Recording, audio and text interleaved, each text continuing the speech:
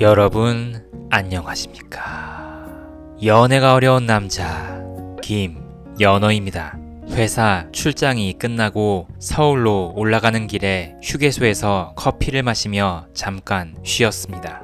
대구 쪽이라 꽤 먼 출장이었는데 수목 이틀 일정이었거든요. 원래 그쪽에서 자고 올 생각이었는데 팀장님이 연어씨, 피곤하겠지만 수요일에 회의 끝나고 회사로 다시 올라와 자료 준비 좀 같이 하자. 라고 하더라고요. 이틀 연속으로 차를 몰고 서울을 계속 왔다 갔다 해야 돼서 짜증이 좀 났습니다. 근데 팀장의 입장도 이해가 안 가는 것은 아니라서 군말 없이 알겠다고 했습니다. 출장이 끝나고 차 몰고 회사로 돌아가서 힘든데 늦게까지 팀장하고 회의를 계속 하고 앉아 있으니 눈이 토끼처럼 충혈되었습니다. 연어씨, 올해 고생이 좀 많지?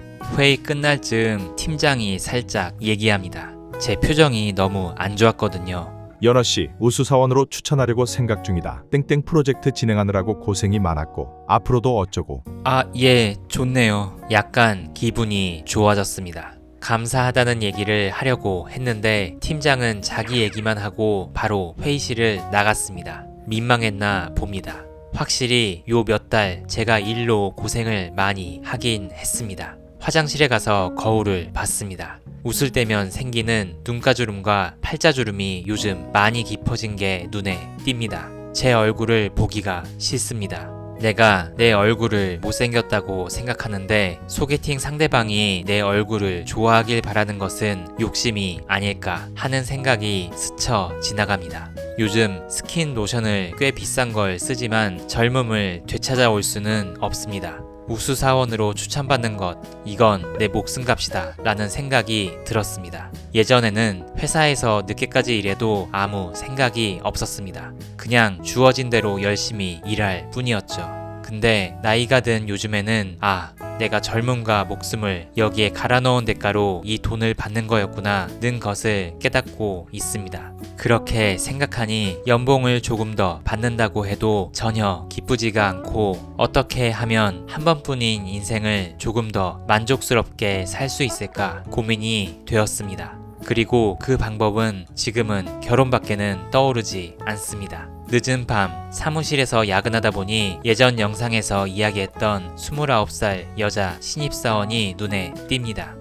한창 놀 나이인데 뭐가 바쁘다고 저러고 있는지 예전 제 신입사원 때 생각이 갑자기 났습니다. 저 신입사원 때는 야근도 주말 출근도 꽤 했습니다. 스트레스를 많이 받아서 그 어릴 때도 위염과 역류성 식도염을 달고 살았었습니다. 시무룩해서 일하고 있으니 당시 팀장이 야근하니까 힘든가? 스트레스 받지 말고 야근으로 회사에 어필한다고 생각해. 야근해서 일 처리 빠르면 윗사람에게 어필되는 거고 고가 잘 받아서 연봉도 높아지고 그런 거야. 위로는 보태줄 망정 야근으로 회사에 어필하라는 헛소리를 하던 게 생각이 납니다. 그렇게 얘기하던 팀장은 저에게 높은 점수도 안 주고 다른 팀으로 떠났죠. 다시 현재로 돌아와서 저야 이제 늙어서 만날 친구도 없고 할 것도 없지만 야근하고 있는 신입사원을 보며 예전 제 생각도 나고 그랬습니다. 편의점에서 대자화를 2개 사와서 그 후배에게 하나 줬습니다.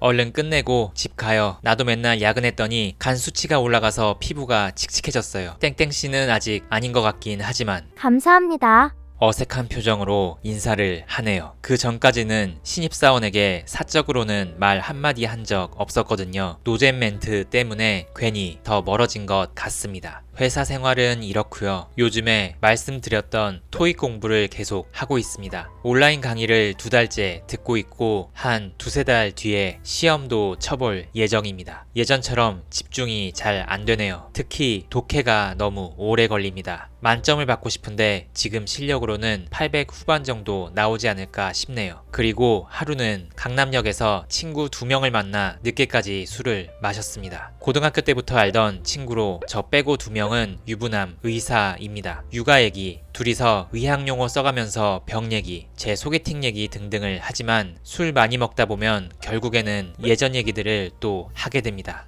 연어가 그렇게 공부를 잘했었잖아? 근데 내가 너한테 학생 때부터 의사라고 그렇게 그랬는데 너가 말을 안 듣더라고. 크크. 한 친구는 또 이 얘기를 꺼냅니다. 이 친구랑 저랑 둘 다 집이 가난했었거든요. 어두운 시기를 같이 겪은 기억이 있어서 동질감을 느끼나 봅니다. 이 친구는 의사가 된 뒤 응급실 알바를 하면서 부모님의 빚을 다 갚아줬다고 합니다. 내가 그땐 현실을 잘 몰랐지. 그래도 일은 적성에 잘 맞긴 해. 예전 영상에서도 말씀드리긴 했지만 저희 가족은 예전에 어려웠다가 아버지가 하는 일이 성공해서 지금은 괜찮습니다. 술 마시면 어김없이 연봉이나 자산, 재테크 얘기가 나오는데 제가 얘기하면 이 친구는 항상 안쓰럽고 불편한 표정을 짓습니다. 제가 못 버는 건 아니지만 친구 기준에서 봤을 때는 하는 일에 비해 연봉이 너무 적은 것 같다고 합니다. 그리고 조금 더 적극적으로 제 진로에 대해 조언할 걸 하는 미안함도 있다고 말합니다. 이 나이에 저를 걱정해주는 친구가 있다는 것은 참 고마운 일입니다.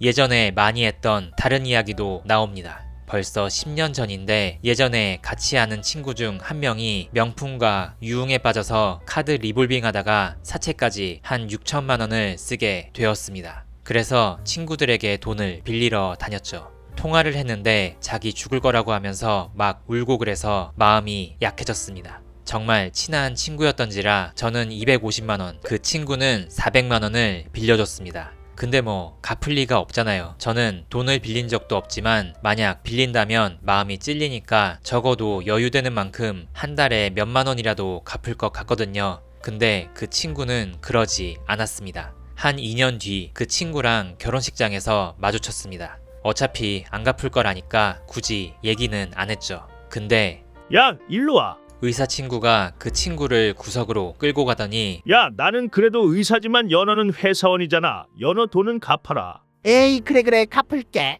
대충 넘어가려고 하자 멱살을 잡으며 나는 안 받아도 되니까 연어 돈은 갚으라고. 제가 얼마나 알뜰하게 사는데 그런 사람 돈을 가져가냐? 라고 했다고 합니다. 저는 못 봤는데 그렇게 화내는 모습을 처음 봤다고 주변 사람들이 그러네요. 그 이후에 제가 빌려줬던 250만원 중 150만원은 돌려받았습니다. 나머지 금액은 저도 친구들도 돌려받지 못했습니다. 그래서 참 든든했고 고마운 기억입니다. 예전 연애 얘기도 나옵니다. 너가 아직 인연을 찾지 못했지만 그 여자애랑 결혼하지 말라고 얘기했던 건 지금도 옳았다고 생각해. 근데 아직도 얼굴 얘기하는 거 보니 연어는 결혼하려면 멀었다. 과거 얘기를 또 하고 서로 놀리며 밤 늦게까지 수다를 떨었습니다. 이게 나이 든 사람들의 술자리인가 봅니다. 그래도 제 주변에는 저를 걱정해주는 좋은 사람들이 많습니다. 잘 사는 모습들을 보며 여러 가지로 자극도 받았고 과거 얘기만 하지 않으려면 제가 좀 더 열심히 살아야겠다는 생각을 합니다. 요즘 또 가정의 달이잖아요. 부모님 그리고 동생네와 함께 광화문에 있는 한 무한리필 샤브샤브 집에 갔습니다. 테이블을 2개 잡고 동생네는 따로 먹고 저랑 부모님이 같이 먹었습니다. 셀프바에 채소가 있는데 부모님이 그것만 잔뜩 퍼와서 샤브샤브에 넣어 드시더라고요. 무한리필 되는 고기는 안 먹냐고 물어봤더니 아이고, 고기 리필 되는 거였어? 아들이 돈 더 낼까봐 우리는 야채만 먹고 있었지. 라고 하며 그때부터 고기만 드시는 모습이 웃겼습니다. 밥을 다 먹을 즈음 그 애는 마음에 안 들더냐? 어머니가 조심스럽게 얘기를 꺼냅니다. 2주 전 어머니가 가끔씩 연락하던 대학 후배가 계셨는데 그분의 따님을 소개받았습니다. 38살 고려대 나온 어느 대기업 기획팀 직원이었습니다. 사진으로 봤을 때 제가 선호하는 인상은 아니었습니다. 몸이 두꺼운 체형에 얼굴도 귀여운 면이 없어서 조금 그랬죠. 하지만 부모님이 해주시는 소개팅은 최대한 마음을 열어놓고 받아보는 편입니다. 어머니가 카톡을 보여주었습니다. 선배님, 안녕하십니까? 저희 딸은 38살 고려대를 우수 성적으로 졸업하여 땡땡 대기업에서 12년째 성실히 근무하고 있습니다. 땡땡 지역에 저희 땅이 있고 평가 금액은 약 80억 원 정도입니다. 다 저희 딸에게 증여할 예정입니다. 보내주신 아드님의 사진을 저희 모두 봤습니다. 아드님 인상이 참 좋으시네요. 저희 딸과 좋은 인연이 되었으면 좋겠습니다. 되게 부담스러웠습니다. 그것도 그렇지만 마치 소개팅이라기보다는 인력 시장에 매물로 나온 느낌이었습니다. 어머니도 연어야, 이 여자 귀엽게 생겼던데 얼굴 너무 보지 말고 잘 좀 해봐라. 안 귀엽게 생겼다고. 연어야, 눈 좀 낮춰라. 집안도 좋고 애도 똑똑하게 생겼구만. 웃으며 말씀하셨습니다. 카톡을 해봤습니다. 안녕하세요. 김연우라고 합니다. 부모님께 번호 받아서 연락드려요. 반갑습니다. 네, 안녕하세요. 길게 얘기할 필요 없이 본론을 얘기합니다. 요즘 날도 좋은데 맛있는 거 한번 먹으러 가요. 어디 사시죠? 좋아요, 크크. 잠실 근처에 살아요. 토요일 12시 반 정도에 봐요. 잠실로 찾아가기로 하고 제가 잠실 맛집을 조사해서 얘기했는데 여기는 어때요? 여기 분위기 정말 좋아요. 엄청 유명한 음식점을 추천해 주네요. 뭐 저야 좋습니다. 여기가 예약이 안 돼서 아마 현장 대기해야 할 거예요. 제가 근처에 사니까 먼저 대기하고 있어야겠다. 한 30분 정도 먼저 나와 있겠다고 얘기합니다. 그래서 저도 일찍 가서 대기해야겠다고 했습니다. 약속 당일 차를 몰고 와서 근처 주차장에 대놓고 약속보다 한 30분 정도 일찍 음식점에 가서 캐치 테이블 대기를 찍었습니다. 그녀도 먼저 와 있겠다고 했던 것 같은데 와 있지 않네요. 연어님, 저 뭐 준비하느라 한 20분 정도 늦을 것 같아요. 죄송해요. 그녀의 카톡이 왔습니다. 그래서 토탈 약 1시간 정도 기다렸습니다. 연어씨, 늦어서 죄송해요. 일찍 오셨나봐요? 늦은 거야 그럴 수 있다고 치는데 서로 음식점에 일찍 와서 대기하겠다고 했던 말을 기억하지 못해서 조금 기분이 나빴습니다. 마음에 없어서 그런지 대화도 별로 재미가 없었습니다. 물론 외모가 제 스타일이었다면 더 제가 긍정적으로 생각했을 거라는 것을 부정하지는 않겠습니다. 부모님이 해주신 소개팅이기 때문에 최대한 맞춰주고 분위기를 띄우고 상대방 열심히 살아왔던 것 칭찬해주고 즐거운 분위기를 만들려고 노력했습니다. 화장실 좀 다녀오겠습니다. 음식을 다 먹고 화장실 다녀왔는데 음식이 다 치워져 있고 디저트가 놓여 있었습니다. 하나 주문한 모양이었습니다. 분위기가 좋아서 여기에서 커피 마시는 거 어때요? 뭐 그럴 수는 있는데 저랑 상의 없이 그냥 주문한 것도 매너가 없었고 그렇다고 커피 돈을 낸 것도 아니었죠. 그래서 이 사람은 다른 사람을 신경 쓰지 않는 마이웨이 성격이고 배려심이 부족해서 나랑 맞는 사람은 아닌 것 같다. 빠르게 결론을 내렸습니다. 그녀의 집 근처이긴 하지만 차로 집에 데려다 주었고 카톡을 하고 난 뒤 연락을 하지 않았습니다. 일주일 뒤 연어야, 그 애는 마음에 안 들더냐? 가족들이랑 샤브샤브를 먹는데 어머니가 이야기를 꺼냈습니다. 아니 만나봤는데 잘 맞지 않는 것 같아서 연락 다시 안 했지. 그래도 한번 만나보지 그러냐? 상대방 어머니로부터 온 카톡을 보여줍니다.